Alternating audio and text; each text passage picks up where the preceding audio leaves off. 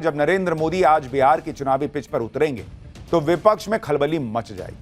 आज वही हुआ।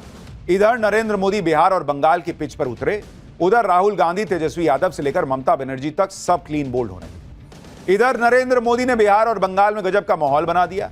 पूरा इंडी गठबंधन अलबलाया हुआ है, क्योंकि इंडी गठबंधन को झटके पर झटके लगने शुरू हुए।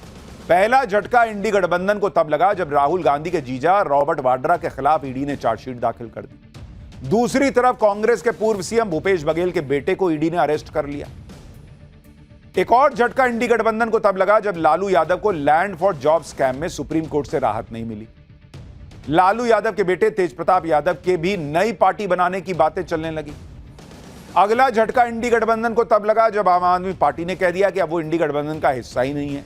कल ही इंडी गठबंधन की बैठक होने वाली है, जिसमें ये लोग नरेंद्र मोदी को संसद में घेरने की रणनीति बनाने चले थे, लेकिन इससे पहले फूट साफ दिख रही है।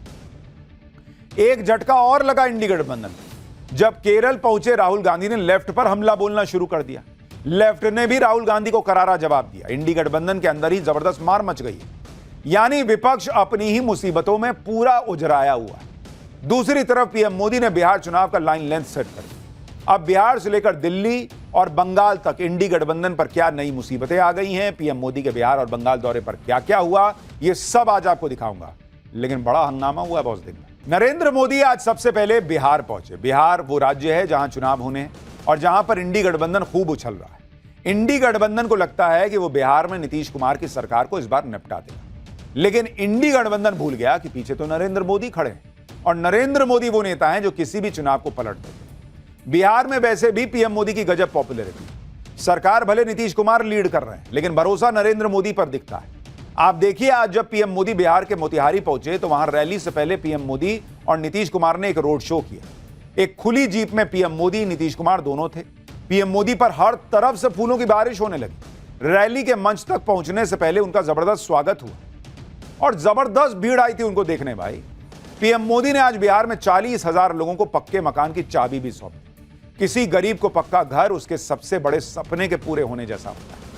आप ये भी देखिए कि पीएम मोदी ने जिन लाभार्थियों को पक्के मकान की चाबी दी, उसमें शफीक आलम जैसे कई लाभार्थी शामिल हैं। यानी जो लोग बिहार में मुसलमानों को मोदी के नाम पर भड़काने में लगे हैं या देश में भी लगे रहते हैं, वो देखें कि भाई नरेंद्र मोदी की देश की योजनाओं में कोई भेदभाव नहीं हो रहा है। कैसे काम होता है देखिए जरा। अगले लाभुक होंगे श्री शफीक आलम जी। तालियों की गड़गड़ाहट आभार स्वरूप जरूर होती रहनी चाहिए। ये बहुत कीमती सा अवसर है, बेमिसाल अवसर है, जब स्वयं देश के मुखिया हमारे बीच पधारे हैं। अब आप तस्वीर गौर कर रहे हैं, शफीक आलम को नए घर की चाबी दे रहे हैं नरेंद्र मोदी, और बगल में एक और मुसलमान आरिफ मोहम्मद खान बिहार के गवर्नर बनाए गए हैं जो कांग्रेस में होते थे। तो वहां मंच पर दो मुसलमानों के बीच में नरेंद्र मोदी को आप देख रहे हैं। एक को घर मिला हुआ है, एक को राज्यपाल की जिम्मेदारी मिली हुई, लेकिन नहीं, भड़काना है मुसलमान को तो है, मोदी खत्म कर देंगे मुसलमान। पीएम मोदी ने भी आज बिहार में पीएम आवास योजना का जिक्र करते हुए कहा कि जितनी कई देशों की आबादी नहीं है उससे ज्यादा तो पक्के मकान बना दिए गए।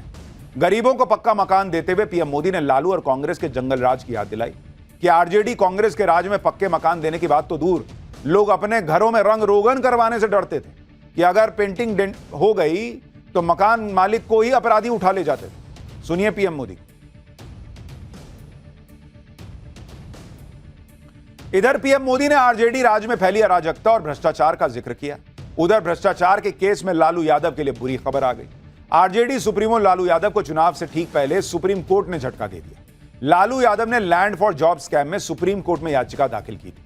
लालू यादव ने सीबीआई की एफआईआर को रद्द करने और ट्रायल को रोकने की अपील की थी कि सर रोकिए, ये लोग गलत काम कर रहे हैं। सुप्रीम कोर्ट ने लालू यादव को झटका देते हुए मामले पर स्टे लगाने से इनकार कर दिया। हालांकि सुप्रीम कोर्ट ने लालू यादव को इस मामले में कोर्ट में पेश होने से छूट दे दी। सुप्रीम कोर्ट ने दिल्ली हाईकोर्ट से कहा है कि वो एफआईआर रद्द करने वाली लालू की याचिका पर तेजी से सुनवाई करे। 29 मई को दिल्ली हाईकोर्ट ने कहा था कि लालू के खिलाफ कार्रवाई रोकने का कोई ठोस कारण नहीं है।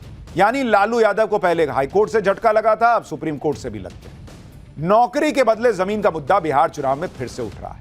लालू यादव को उम्मीद थी कि सुप्रीम कोर्ट कार्रवाई पर रोक लगा देगा तो हम कहेंगे कि देखो सुप्रीम कोर्ट से राहत मिल गई, लेकिन सुप्रीम कोर्ट से तो लालू यादव को झटका लग गया। आज पीएम मोदी ने मोतिहारी की रैली में इसी मुद्दे पर लालू यादव पर निशाना साधा। बिहार को लेकर अक्सर इंडी गठबंधन यह माहौल बनाता है कि नीतीश कुमार कभी भी पीएम मोदी का साथ छोड़ देंगे, पलटी मार देंगे। चुनाव के सीजन में तो ऐसी अफवाह बहुत उड़ती रहती, लेकिन पीएम मोदी के हर बिहार दौरे पर उनकी और नीतीश कुमार की जबरदस्त केमिस्ट्री की तस्वीरें विपक्ष के अरमानों पर कैंची चला देती हैं। इस बार भी यही हुआ। मंच पर पीएम मोदी और नीतीश कुमार की बढ़िया बॉन्डिंग दिख रही थी। बिहार के लिए पीएम मोदी जो जो कह रहे हैं उसके लिए नीतीश कुमार ने मंच से उनकी तारीफ भी की। पीएम मोदी के बिहार आने से इंडी गठबंधन की नींद उड़ गई है। आज सुबह से ही इंडी गठबंधन के नेता पीएम मोदी पर निशाना साध रहे हैं। लालू यादव ने सोशल मीडिया पर लिखा कि झूठ बोलने प्रधानमंत्री बिहार आ रहे हैं, क्या आप झूठ सुनना पसंद करेंगे?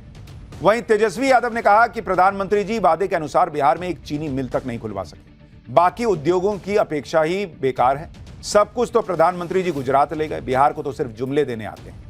वहीं कांग्रेस तो यह कह रही है कि पीएम मोदी को प्रधानमंत्री नहीं कहना चाहिए, वो तो बीजेपी के प्रचार मंत्री।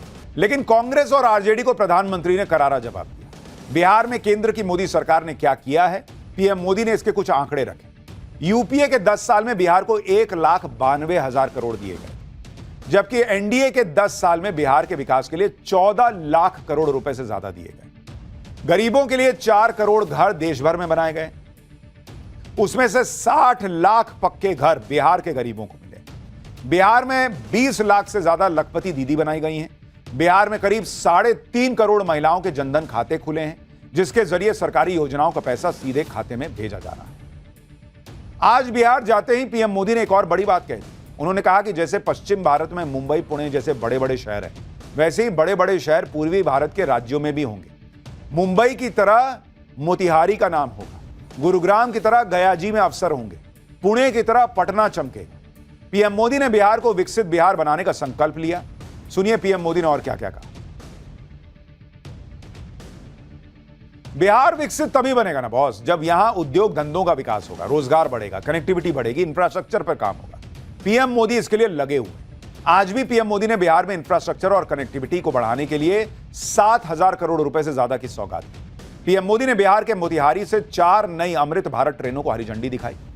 एक ट्रेन पटना से नई दिल्ली के बीच चलेगी, एक मोतिहारी से दिल्ली के बीच चलेगी, एक दरभंगा और लखनऊ को कनेक्ट करेगी, एक मालदा टाउन से लखनऊ भागलपुर होते हुए जाएगी। इसके अलावा पीएम मोदी ने बिहार में रेलवे ट्रैक की डबलिंग से जुड़े प्रोजेक्ट लॉन्च किए।